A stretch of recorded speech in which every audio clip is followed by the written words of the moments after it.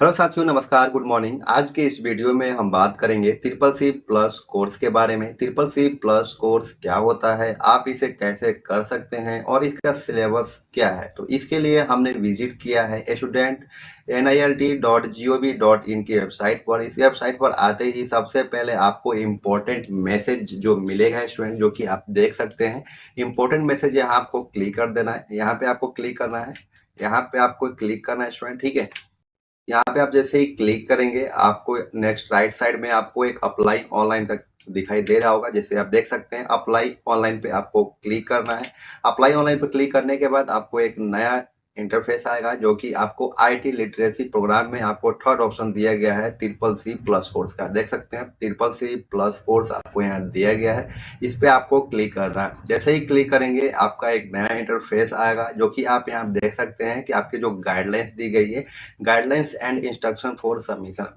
पहले आपको form apply करने से पहले पहले आपको गाइडलाइंस को पढ़ लेना है। गाइडलाइंस में आपको ये देखना होगा कि आपको देखिए, आप कब एग्जाम के फॉर्म अप्लाई करेंगे तो कब आपका एग्जाम होगा, किस मंथ में आप अप्लाई अगर करते हैं तो किस मंथ में आपका एग्जाम्स होगा, यहाँ पे आपको दिया गया है।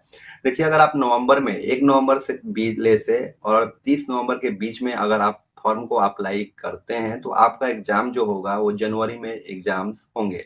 ठीक है, अगर आप 1 दिसंबर से लेके 31 दिसंबर के बीच में अगर आप फॉर्म अप्लाई करते हैं ट्रिपल सी प्लस कोर्स का, तो आप फरवरी में एग्जाम्स होगा। ठीक है, ऐसे ही आपका 1 जनवरी से 31 जनवरी तक अगर आप फॉर्म को अप्लाई करते हैं तो आपका 1 मार्च में आपका एग्जाम होगा। ठीक है, अगर फिर आप 1 फरवरी से लेके 28 फरवरी या 29 फरवरी के बीच में अगर आप फॉर्म को अप्लाई करते हैं तो आपका जो एग्जाम होगा आपका हो जाएगा अप्रैल में एग्जाम होगा। ठीक है, अगर आप मार्च में फॉर्म अप्लाई कर रहे हैं, 1 मार्च से लेके 31 मार्च के बीच में अगर आप फॉर्म को अप्लाई करते हैं तो जो आपका एग्जाम होगा वो मई में एग्जाम होगा। तो आई होप आप ऐसे ही देख सकते हैं सभी डेट, जब भी आप जिस मंथ में आप फॉर्म को अप्लाई करेंगे उसके 45 दिन बाद आपका एग्जाम्स होता है। ठीक है, तो आई होप आप समझ गए होंगे स्टूडेंट कि आपका एग्जाम फॉर्म आप कब से कब तक अप्लाई करेंगे और कब आपका किस मंथ में एग्जाम्स होगा। ठीक है, आगे तरफ बढ़ रहे हैं स्टूडेंट। आगे जो आपका एलिजिबिलिटी क्राइटेरिया है, जो कि eligibility criteria applying for examination जो ये दिया गया है, बेसिक कंप्यूटर कोर्स जो कि बीसीसी है, ट्रिपल सी है और ट्रिपल सी आपका यहाँ पे प्लस का, यहाँ पे देख सकते हैं course on computer concept plus, triple C plus का आपको 126 आवर्स का आपका ये कोर्स है और इसमें एलिजिबिलिटी क्राइटेरिया जो है वो 10th पास है। अगर आपने 10th पास किया है तो आप इस कोर्स को कर सकते हैं, जो कि NILT approved institute permitted to conduct triple C plus course. NILT से जो भी इंस्टीट्यूट अप्रूव्ड हुए उस इंस्टीट्यूट से आप इस कोर्स को कर सकते हैं ट्रिपल सी प्लस। ठीक है, ये जो कोर्स होता है स्टूडेंट 126 आवर्स का होता है, मतलब 126 घंटे का टोटल कोर्स होता है। ठीक है, तो यहाँ से आप देख लिया आपने ट्रिपल सी प्लस का क्या है। उसके बाद आप यहाँ से टेक्निकल स्पेसिफिकेशंस इंस्ट्रक्शंस हैं, तो ये छोड़िए, आपके काम का नहीं है। तो आइए हम बात करते हैं यहाँ पे डाउनलोड सिलेबस। सिलेबस के बारे में हम डिस्कस करेंगे। तो डाउनलोड सिलेबस आपको कहाँ से करना है, यहाँ पे कॉर्नर पे आपको दिखाई दे रहा होगा डाउनलोड ब्रोचर, डाउनलोड सिलेबस और NEFT पेमेंट इंस्ट्रक्शन। जैसे ही आप डाउनलोड सिलेबस पर क्लिक करेंगे वैसे ही आपका जो सिलेबस है वो डाउनलोड हो जाएगा। जैसे कि आप देख सकते हैं, course on computer concept plus, triple C plus का ये सिलेबस है। तो सिलेबस में क्या क्या पढ़ना है आपको बता रहे हैं। देखिए स्टूडेंट, अगर हम इस कोर्स के बारे में जानकारी अगर आपको दें तो वह 126 घंटे का ये पूरा कोर्स होता है। अगर डेली के आप 6 घंटे का क्लास लेते हैं तो आपका जो ये कोर्स है वो 21 दिन में कंप्लीट हो जाएगा। अगर आप इसको 3 आवर्स का डेली पढ़ाई कर रहे हैं, ट्रिपल सी कोर्स का इंस्टीट्यूट जा रहे हैं, तो आप ओनली इसको 42 डेज में आप कंप्लीट कर पाएंगे, मतलब 42 दिन में आपका ये कोर्स कंप्लीट हो जाएगा। तो आई होप आप समझ गए होंगे कि आपको कितने दिन में ये आपका जो कोर्स है वो कंप्लीट हो जाएगा। ठीक है, अब बात करते हैं मॉड्यूल जो है आपका, चैप्टर्स जो है इसमें क्या क्या कवर करना गया है। तो टोटल चैप्टर्स जो है आपके 12 चैप्टर्स दिए गए हैं। पहला जो चैप्टर है introduction to computer and basic concept, जिसका थ्योरेटिकल जो आपको 2 आवर्स पढ़ना है और प्रैक्टिकल्स आपको 2 आवर्स की पढ़ाई कराया जाएगा। दूसरा आपका चैप्टर है ऑपरेटिंग सिस्टम। ऑपरेटिंग सिस्टम में आपको 4 आवर्स की थ्योरी पढ़ाई जाएगी और प्रैक्टिकल 8 आवर्स आपको पढ़ाया जाएगा। वर्ड प्रोसेसिंग, वर्ड प्रोसेसिंग आपका 4 आवर्स की थ्योरेटिकल होगी और 8 आवर्स की प्रैक्टिकल कोर्स कराया जाएगा। स्प्रेडशीट की अगर हम बात करें तो स्प्रेडशीट में आपको 4 आवर्स की थ्योरी पढ़ाई जाएगी और 8 आवर्स का प्रैक्टिकल होगा। तो यहाँ से आप देख सकते हैं सभी चैप्टर्स के आपके कितने घंटे का थ्योरी है और कितने घंटे का प्रैक्टिकल है, टोटल्स आपको यहाँ पे मॉड्यूल्स में दिया गया है। आइए हम यहाँ बात करते हैं स्टूडेंट कि models introduction to computer and basic concept में कौन कौन से हमें टॉपिक को पढ़ना होता है। अगर हम बात करें कि सिलेबस का आउटलाइन दिया गया है, जो कि मॉडल फर्स्ट में introduction to computer and basic concept है, जो कि व्हाट इज कंप्यूटर पहले पूछेगा। करेक्टर ऑफ कंप्यूटर सिस्टम आपको पढ़ना होगा। बेसिक एप्लीकेशन ऑफ कंप्यूटर क्या होता है, प्रोसेसिंग यूनिट क्या होता है, कीबोर्ड क्या होता है, माउस क्या होता है, सारी जानकारी आपको यहाँ से टॉपिक को कवर करना होगा। जो कि concept of hardware and software के बारे में भी यहाँ पे इस चैप्टर्स में आपको कवर करना होगा। और आप बात करते हैं मॉड्यूल 2 में, जो कि ऑपरेटिंग सिस्टम है। मॉड्यूल ऑपरेटिंग सिस्टम में आपको कौन कौन से टॉपिक को कवर करना है, यहाँ पे सभी टॉपिक को यहाँ बारे में डिस्कस किया गया है। यहाँ से आप सभी टॉपिक के बारे में पढ़ सकते हैं, ठीक है, कि आपको ऑपरेटिंग सिस्टम में कौन कौन से टॉपिक को पढ़ना है। मॉड्यूल 3 की बात करें तो मॉड्यूल 3 है आपका वर्ड प्रोसेसिंग। वर्ड प्रोसेसिंग में आपको ये सभी टॉपिक आपको पढ़ना होता है, जो कि आप देख सकते हैं यहाँ पे आपको वर्ड प्रोसेसिंग में ये टॉपिक को आपको कवर किया गया है। वर्ड प्रोसेसिंग बेसिक, आपको ओपनिंग वर्ड प्रोसेसिंग, आपको वर्ड प्रोसेसिंग को कैसे ओपन कर सकते हैं, मेनू बार क्या होता है, यूजिंग द हेल्प क्या होता है, आइकन्स क्या होते हैं, मेनू बार्स क्या होता है, सारी जानकारियाँ इस मॉड्यूल्स में आपको पढ़ने को मिलेगा। मतलब यहाँ पे सभी टॉपिक को वर्ड प्रोसेसिंग रिलेटेड आपको डिस्कस किया जाएगा, ठीक है। नेक्स्ट है आपका मॉड्यूल 4, जो कि स्प्रेडशीट है। स्प्रेडशीट की अगर हम बात करें तो स्प्रेडशीट के बारे में जितने भी यहाँ पे टॉपिक्स है, यहाँ पे आपको पढ़ना होगा। यहाँ पे डिस्कस किया गया है टॉपिक, उस सभी टॉपिक को आपको इस सिलेबस में आपको पढ़ना होगा, ठीक है। मॉड्यूल 5 की बात करें, परजेटेशंस के जितने भी आपके मॉडल्स यहाँ पे टॉपिक दिया गया है, सभी टॉपिक के बारे में आपको पढ़ना है। परजेटेशंस का जितने भी टॉपिक्स यहाँ पे दिया गया है मॉडल नंबर 5 में, वो इस सिलेबस में आपको पढ़ना है, ठीक है।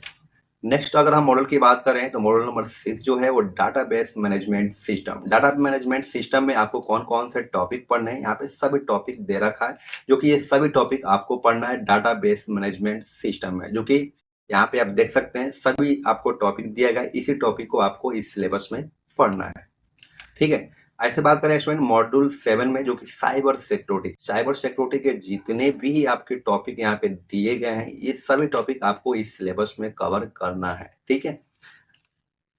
नेक्स्ट बात करें स्टूडेंट मॉड्यूल नंबर 8 है, जैसे PC maintenance security and trouble shooting. इसके भी सभी आपके टॉपिक्स दिए गए हैं कि आपको कौन कौन से टॉपिक्स इसमें कवर करने हैं, तो सभी टॉपिक को इसमें आपको पढ़ना है। तो आई होप आप देख सकते हैं स्टूडेंट कि आपके सभी चैप्टर्स के यहाँ पे आपके टॉपिक्स दे रखे हैं। तो सभी चैप्टर्स के आपके 12 जो आपका सॉफ्ट स्किल्स है, सॉफ्ट स्किल्स में आपको क्या क्या टॉपिक को कवर करना है, सारी जानकारी आपको इस सिलेबस में मिल जाएगा। तो आई होप आप समझ गए होंगे कि आपका जो सिलेबस है वो किस तरीके से आप यहाँ से मैनेज कर सकते हैं, सिलेबस के बेसिस पे आप पढ़ाई कर सकते हैं। अब आइए हम जानते हैं कि अपना जो फॉर्म है वो कैसे हम अप्लाई कर सकते हैं। तो अप्लाई करने के लिए आपको यहाँ पे टर्म एंड कंडीशन दिया गया है, डिक्लेरेशन घोषणा। जब आपको यहाँ पे टर्म्स एंड कंडीशन बता दिया गया है, देखिए यहाँ पे आपको यहाँ पे बता भी रहा है कि आप किस तरीके का स्टेप फॉलो कीजिएगा, मैनुअल्स में आपको यहाँ बताया गया है। तो यहाँ पे देखिए टर्म्स एंड कंडीशन को एक्सेप्ट करने के लिए बोल रहा है, फिर आई एग्री एंड प्रोसेसिंग को बोल रहा है, ठीक है, जो कि आप देख सकते हैं। यहाँ से देखिए यहाँ पे आपको टर्म्स एंड कंडीशन को क्लिक करना है, उसके बाद आई एग्री एंड प्रोसेस पर क्लिक करेंगे तो आगे की प्रोसेस जो है वो आपकी बढ़ जाती है। फिर नेक्स्ट स्टेज आपको बता रहा है कि इसमें आपको क्या क्या फिल करना है। पार्ट 1 में आपको क्या फिल करना है, पार्ट 2 में क्या है, पेरेंट्स में आपको क्या है, सारी चीजें आपको यहाँ पे गाइडलाइंस दे रखा है। जैसे यहाँ पे गाइडलाइंस है, पहले गाइडलाइंस को पढ़ लीजिएगा, उसके बाद ही आप आगे प्रोसेस को बढ़िएगा, ठीक है स्टूडेंट। तो हम क्या करते हैं, पहले आपको यहाँ पे आई डिक्लेरेशन पे हमको क्लिक करना है। आई डिक्लेरेशन पे आपको क्लिक करना है। आई डिक्लेरेशन पे जैसे ही क्लिक करेंगे और उसके बाद आई एग्री एंड प्रोसेस को आपको क्लिक करना है। यहाँ पे आई एग्री एंड प्रोसेस पर जो क्लिक करना है, यहाँ पे क्लिक करने के बाद आपका एक नेक्स्ट फॉर्म जो खुल जाएगा, एग्जामिनेशन एप्लीकेशन फॉर्म CCC+, जो कि आप यहाँ देख सकते हैं।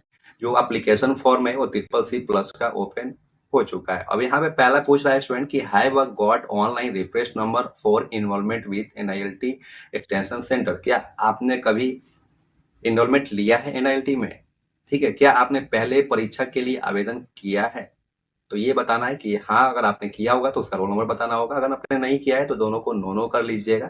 उसके बाद एप्लीकेशन फुल नेम, अगर आपको फुल नेम है तो आप मिस्टर हैं कि मिसेज हैं कि अदर हैं, आपको यहाँ पे सिलेक्ट कर लेना है। उसके बाद यहाँ पे आपको नाम फिल कर लेना है, जो भी आपका नाम होगा फिल कर लीजिएगा। आपका देखभाल कौन करता है? तो माता-पिता करते हैं या कोई और करता है, यहाँ पे आप देख सकते हैं। अगर माता-पिता नहीं करता है तो आप यहाँ पे गार्डियन में डाल के और किसी और का भी नाम आप डाल सकते हैं, जो कि ठीक है। यहाँ पे जो कि आपको सिलेक्ट करने का गार्डियन का नेम दे दिया जाता है, लेकिन हमारे जो पेरेंट्स हैं, पेरेंट्स का ही हम नाम डालेंगे। तो पेरेंट्स में आपको फादर नेम यहाँ आपको सिलेक्ट करना होता है। फादर नेम का जो भी नाम होगा आपको यहाँ पे फिल कर देना है। उसके बाद मदर नेम यहाँ को आपको फिल करना है। उसके बाद आप जेंडर्स में क्या है, आप मेल हैं या फीमेल है या ट्रांसजेंडर है, आपको यहाँ पे सिलेक्ट कर लेना है। सिलेक्ट करने के बाद आपको यहाँ पे डेट ऑफ बर्थ को फिल करना है। डेट ऑफ बर्थ फिल आपको इस कैलेंडर के बेसिस पे ही करना है, ठीक है। उसके बाद आपको क्या करना है स्टूडेंट्स, यहाँ पे जनरल है, आप कि शेड्यूल कास्ट है, शेड्यूल ट्राइबर है या अदर बैकवर्ड क्लासेज है, अन्य पिछड़ा वर्ग है, यहाँ पे आपको कैटेगरी सिलेक्ट करना है। उसके बाद हम ऑक्यूपेशन की आपका व्यवसाय क्या है तो आप हमें डाल सकते हैं कि आप स्टूडेंट हैं कि क्या है, गवर्नमेंट एम्प्लॉय हैं, गवर्नमेंट अंडरटेकिंग है, सेल्फ एम्प्लॉयड है या अदर, तो अदर में आप यहाँ पे सिलेक्ट कर सकते हैं, ठीक है। उसके बाद आपका डिसेबिलिटी दिव्यांग तो नहीं है, अगर दिव्यांग है तो यस करिएगा तो आपको यहाँ पे पूछेगा कि आप यस करने के बाद यहाँ पे आपको जानकारी भरनी पड़ेगी कि आपका डिस्पेंसरी जो परसेंटेज है वो कितना है, ठीक है। यहाँ पे पूछ भी रहा है, देखिए hearing handicap and orthopaedic and visual handicap, ठीक है। जो भी बच्चे दिव्यांग है उनके लिए है ये। अगर आप नहीं है दिव्यांग तो उसके लिए आपको नो ही क्लिक करना है। उसके बाद आप ईडब्ल्यूएस आर्थिक रूप से कमजोर हैं, अगर आप ईडब्ल्यूएस में आते हैं कैटेगरी में तो आप यस करेंगे, अगर नहीं आते हैं तो आपको नो ही रखना है, ठीक है। आपका दूरभाषा कोड क्या है तो आपको यहाँ पे कोड डाल देना है। मोबाइल नंबर क्या है, यहाँ पे मोबाइल नंबर फिल करना है। ईमेल आईडी आपकी क्या है, ईमेल आईडी को आप फिल कर लेंगे। उसके बाद आप एड्रेस फिल कर लीजिएगा, जो भी एड्रेस है आप यहाँ आपको फिल कर लेना है। आप किस स्टेट में रहते हैं स्टेट आपको फिल कर लेना है, ठीक है।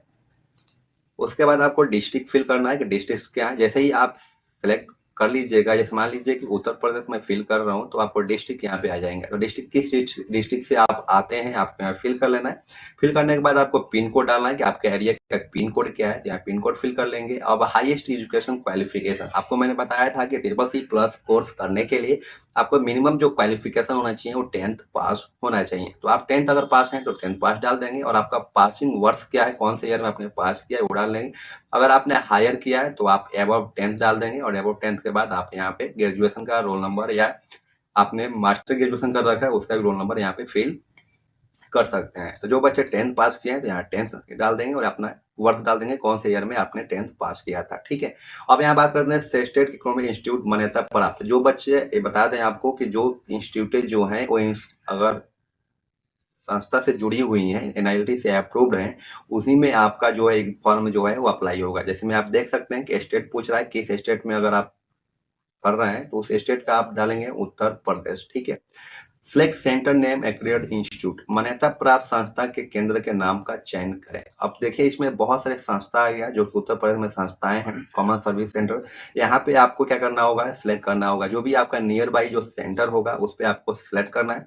उसके बाद एग्जामिनेशन किस परीक्षा के लिए आवेदन किया है तो आपको बताना है कि एवरी मंथ जो एग्जाम होता है उसके लिए किया है।